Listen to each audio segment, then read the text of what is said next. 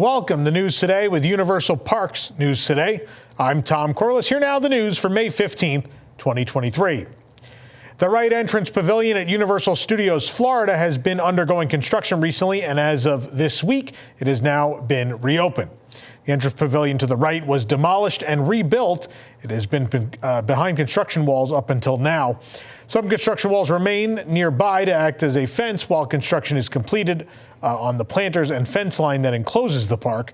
But new quote-unquote themed ticket scanners have been added to this side. Last year, Universal's Islands of Adventure also got new themed entry points. The new scanners at USF aren't quite as strongly themed, but they do match the surrounding architecture of the park's entrance and exit area. We presume that now that this entrance pavilion is finished, that the other side will be done. A giant pink cupcake with a Minion on top has appeared at the roof of Minion Café at Universal Studios Florida. Team members were celebrating the cupcake installation with their own smaller but still big version of the cupcake and Minion treats. It turned out this is the team at Universal Creative that is working on the project. The giant cupcake is on the corner of the Minion Café facing the future VillainCon Minion Blast attraction. It's topped with a red cherry and a Minion with binoculars. A thin tube pokes out of the cherry, and upon closer inspection, it appears to be the Minions' undercover tank. Maybe the Minions are hoping to take care of the villains next door at VillainCon with said tank. Either way, you can see the giant cupcake now. No opening date provided yet for Illumination Avenue, the Minion Café, and more in that area of the park. The E.T. Adventure pre-show has returned to Universal Studios Florida. It was suspended when construction began near the ride's entrance. Construction is still ongoing, but guests can enjoy the pre-show once again. Guests entering the ride are still rerouted through the exit of the attraction back to the regular entrance area. Construction walls block one of the 3 entrance doors. Universal Studios Florida has launched a new in-park show called Drive-In and Dance in front of Mel's Drive-In, featuring team members sporting 1950s era outfits. You can watch the full video of the new show right here on our channel. Kudos again to Universal for more atmospheric non-IP entertainment. It's always good. This program is brought to you by our official travel agent sponsor, Be Our Guest Vacations. Your dream vacation begins with Be Our Guest and their concierge team of expert vacation planners. The best part is their services are 100% free. Head on over to beourguestvacations.com/WDWNT, and the team will design your next epic vacation, from the Universal Parks to the Walt Disney World and Disneyland Resorts, Disney Cruise Line, Virgin Voyages, Royal Caribbean, and more. The classic Universal's Islands of Adventure attraction, Poseidon's Fury, is now permanently closed. Wipe your tears, everyone. I know, I'm pretty sad too. Poseidon's Fury signs have been removed and covered as well. At the entrance of the Temple of Poseidon, signs for the standby entrance and express entrance have been completely removed from the black archway. For reference, here's what they look like when the attraction reached capacity last Tuesday. The nearby stone sign has also been partially covered up with a brown tarp. The sign matches the ruined temple facade of the attraction with cracks across it. Poseidon's Fury in 3-dimensional letters is now underneath the tarp. The water feature has been turned off. The fake stones with the attraction subtitle Escape from the Lost City have not been covered, though. The rest of the attraction's exterior looks about the same as it did before it closed, and no construction walls have gone up just yet. Last week marked the final performance of the nighttime lights at Hogwarts Castle before its extended refurbishment at Universal Orlando Resort. The attraction in the Wizarding World of Harry Potter, Hogsmeade at Islands of Adventure, is closed for an extended refurbishment for, quote, future show enhancements. Its last performance for the time being was May 9th. You could watch that here on our channel. The show features magical projections using Hogwarts Castle as a canvas, accompanied by music, lighting, and more. Twitter user BioReconstruct has shared another aerial view of Epic Universe construction. The new Universal Orlando Resort theme park is scheduled to open in the summer of 2025 with IP-based lands as well as some original attractions. Let's go on a lengthy tour, shall we? The only confirmed land so far for the park is Super Nintendo World, which is bottom left of the concept art. The other rumored lands are inspired by Universal Classic Monsters, which is top left, the Wizarding World of Harry Potter, top right, and How to Train Your Dragon in the bottom right. They will branch out from the edges of the park, while the center thoroughfare has 3 lakes with circular structures. To the right is a dual racing coaster, and at the back is an in-park hotel. Compared to the concept art, this aerial photo, which is at a similar angle, the large lagoon at the back will be behind the hotel. The lakes in the park haven't been filled with water yet, but the circular structures are taking shape. The view you're seeing now is from behind Super Nintendo World. The flat circle in the center will be a fountain directly in front of the curved hotel. The next circular structure is thought to be a water ride. A flat circle of concrete leads to a raised concrete circle. In the center of the latter is framework of steel. The structure at the top left is reportedly a gift shop and quick service restaurant. 2 curved white pieces have been installed over the larger concrete circle, the beginnings of a domed roof. The third water-based circle is a restaurant. It already has a roof with railings running around it. In the photo you're looking at now, you'll see the classic Monsters Land, the fountain, the Wizarding World of Harry Potter, the dual racing coaster, and the water-based attraction. Now, from another angle, you see the in-park hotel and parking garage, the Wizarding World of Harry Potter, that dual racing coaster, the How to Train Your Dragon coaster, and as well the classic Monsters Land. There's also a barbecue restaurant, a water-based attraction, again, How to Train Your Dragon Land, the park entrance, and Super Nintendo World in this shot.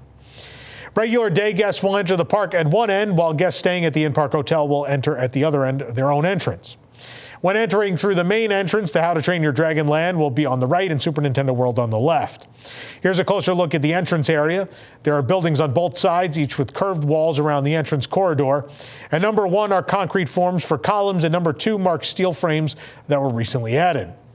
The parking lot is near completion, so crew members can park there now. The yellow arrow points to the park entrance. In the photo you're looking at now, we have the entrance to the team member parking from Sand Lake Road, warehouses, concrete plant, a dual racing coaster track, dual racing coaster itself, the Wizarding World of Harry Potter, and a team member building. The team member building will likely house offices, rehearsal space, and the wardrobe facility.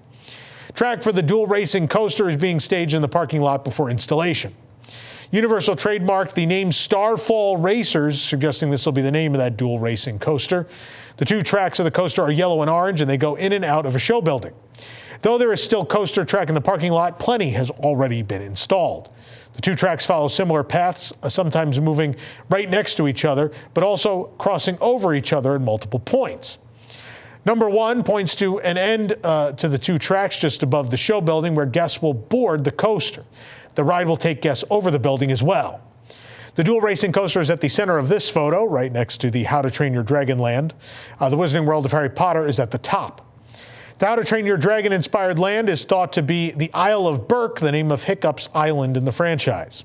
Near the entrance are 2 giant statues, one of them of a dragon, which has been painted blue and gold. By How to Train Your Dragon, The Hidden World, the 3rd film in the series, the Isle of Berk's entrance is flanked by a similar dragon statue, I should say, and a Viking statue. At 1, 2, and 3 in this photo, we see Viking ships under construction. At number 1 in the photo you're looking at now is the portal entrance to the Isle of Berk with a pole on top of the structure. All the Epic Universe lands will have these portal entrance structures. At number 2 is scaffolding and a scrim within a curve of a How to Train Your Dragon roller coaster. And number 3 is a bridge that goes over a dip of the coaster. A closer look at the area around the coaster and bridge shows some rockwork and fake green algae around what will presumably be a lagoon. The large building will be the Great Hall, a rumored restaurant. The arrow points at a new steel frame shaped like a house with a gable roof. A smaller building is across from the Great Hall at the edge of the lagoon. Guests will enter the land by walking over the bridge and roller coaster. The theater is also under construction. Among Universal's trademark filings was the Untrainable Dragon, which could be a version of the Universal Studios Beijing stage show Untrainable, featuring Toothless. Spoiler alert, it's definitely the same show. Other How to Train Your Dragon related trademarks are Hiccup's Wing Gliders, Fire Drill, and Dragon Racers Rally. Super Nintendo World at Epic Universe promises to have a different kind of entrance from the versions at Hollywood and Japan as well. As usual, guests will enter through the green warp pipe, but it's now clear from construction they will then go up an escalator, just like in Super Mario. Anyway, poles have been added at the front of the portal to later support themed elements as well. The buildings inside the land are starting to become more distinct. The brown track near the bottom of the photo is for Yoshi's Adventure, a people mover type attraction that already exists in Japan but not in Hollywood. Guests will enter through Peach's Castle above a large set of stairs near the center. The steel tower next to the Yoshi Adventure ride will be Mount Beanpole. The large show building on the right is for Mario Kart Bowser's Challenge. Super Nintendo World will be multi-leveled with themed dynamic elements all around guests. The arrow in the photo you're looking at now shows scrims over a rounded entrance for the Yoshi's Adventure track, which moves both inside and outside. At number 2 in the photo you're looking at now is the future entrance to the Mario Kart attraction. As with the other versions of the land, it'll be Bowser's Castle. Behind the Mario-themed section of Super Nintendo World will be Donkey Kong. This area will be also opening at Universal Studios Japan in the near future. The arrow points to the beginnings of a brick facade for the show building of the Donkey Kong ride. The green frames on the top of the show building will hold up more themed elements. The ride will be a family-friendly coaster. It's rumored to be named Minecart Madness. This arrow points at one of the gaps in the fake track. Reportedly, the ride will appear to jump over these tracks. The classic Monsters Land is rumored to be called Dark Universe, which was the name of a canceled series of films from Universal. They trademarked the Dark Universe name along with Curse of the Werewolf, potentially the land's main ride, and as well the Oak and Star Tavern, maybe a restaurant in the land. The manor facade at the front of the main attraction show building has a tower at the center top of it. The village currently consists of 2 large buildings that could be made to look like small houses close together. Here's a closer look at the village and the beginnings of different facade roofs. Curved concrete walls lead up to the front of the manor, potentially for an exterior queue. The yellow arrow points at a new building frame. The entrance portal to Dark Universe is one of the largest so far, with a gable roof, one tower on the side as well, and another on the top. The steel framework around the top tower looks like it could be the beginning of fake rockwork. At the center of the photo you're looking at now is the largest show building in Epic Universe, housing the main attraction for the 3rd Wizarding World of Harry Potter. On the right is the team member building, number 4, and on the left is the parking garage for the in-park hotel at 2. At the top is the lagoon with a peninsula for fireworks launching at 3. In stark contrast to some of the other portals, the entrance to the Wizarding World of Harry Potter is just an archway in a square structure right now. Of course, every Wizarding World has the tiniest entrance you've ever seen, so it's all on brand for the Wizarding World.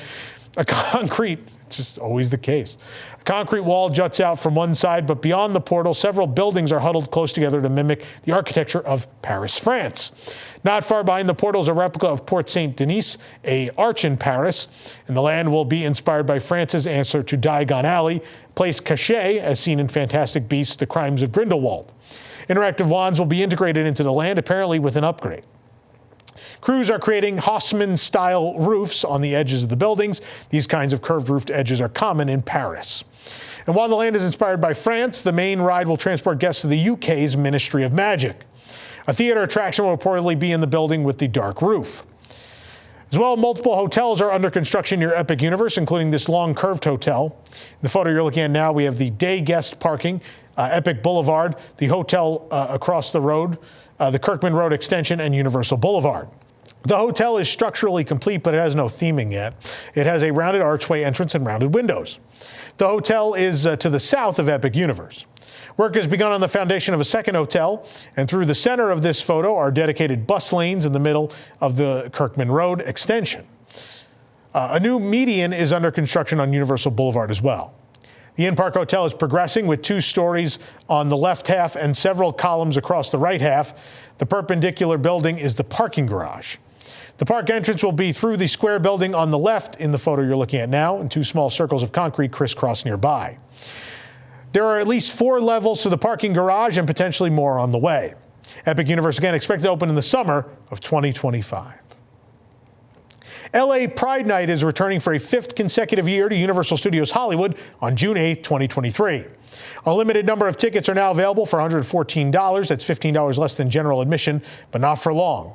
And just so you know, Pride is Universal is actually a fundraiser for Christopher Street West at CSW. They're the nonprofit organization that produces the LA Pride Parade and Festival and other LA Pride Night events. A portion of the tickets purchase goes to the community programs that they produce, sponsor, or support all year long. So there you go. Guests can now take home a souvenir mushroom soup bowl and a collectible plateware set from the Toadstool Café at Super Nintendo World at Universal Studios Hollywood. The bowl, cover, and question mark block box are now included with the purchase of tomato soup in a super mushroom bowl. Collectible plateware set is separate from the food items.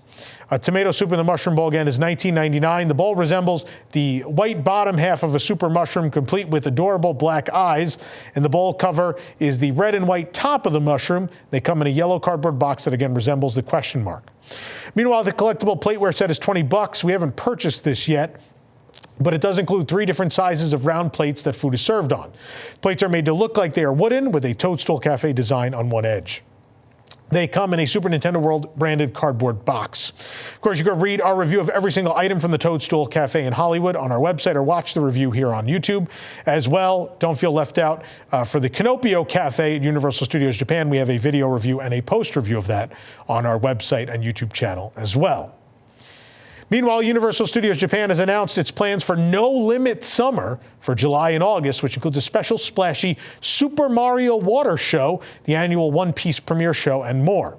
From July 5th to August 24th, guests visiting Universal Studios Japan could participate in the new Super Mario Power-Up Summer Show, featuring tons of water, as well as the first park appearance of Bowser Jr. The show takes place at Gramercy Park in the New York area, where Mario, Luigi, and Peach have burst out of Super Nintendo World to celebrate the summer with guests. The show involves plenty of guest participation and lots of fun with the pals from the Mushroom Kingdom, but it all comes crashing down when Bowser Jr. decides to wreck the party. Tons of gallons of water will splash on guests from the stage and all around the viewing area to keep you cool during the hot, humid Osaka summer. Guests can even purchase a special water shooter to use during the show to power up their interactivity with friends and other guests. Meanwhile, as is tradition every year, the One Piece premiere show will return to the Waterworld Arena from July 5th to October 10th. Fans of the classic Shonen Jump manga and anime series can join their favorite Straw Hat Pirates in another new adventure. This year's story features Luffy and the gang saving 3 princesses framed for committing a heinous crime in their home country. As always, an upcharge ticket is required to experience the One Piece premiere show, with ticket sales kicking off on May 23rd for the general public on the Universal Studios Japan website. The annual Sanji's Pirate Restaurant Meal Show experience will also return this summer. Tickets will be available online as well. For those of you wondering why, unlike Orlando, they have water splashing shows in Japan, it's because, believe it or not, it's even more humid there than it is here in Central Florida in the summer. People warned me, and I blew it off as like, I'm from Orlando. I know what humidity is. I did not know. It's very bad. And so these summer splash shows, very welcome in Japan. You can support the entire team behind this show and others by joining the WDWNT Interglobe Society at patreon.com/WDWNT. Get access to exclusive content, discounted show and event tickets, and more. Special shout out to all of our WIGS members watching who make this show happen every week. For more information on all the stories we read today and more, head on over to UniversalParksNewsToday.com. If you're enjoying the show, be sure to like this video, subscribe to Universal Parks News Today on YouTube for more great content, and as well click the bell for notifications, and make sure you hit select all notifications so you never miss any of our programming.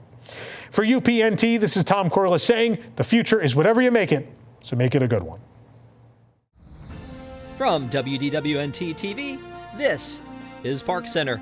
Join us each week for news and discussion topics from the Disney and Universal theme parks around the world.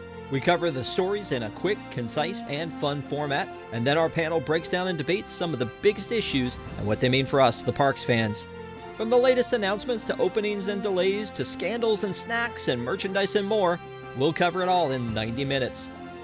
Join us live every Sunday night at 9 p.m. Eastern on YouTube at WDWNT TV, or watch episodes on demand anytime. You can also subscribe to the audio version of the show on your favorite podcast app.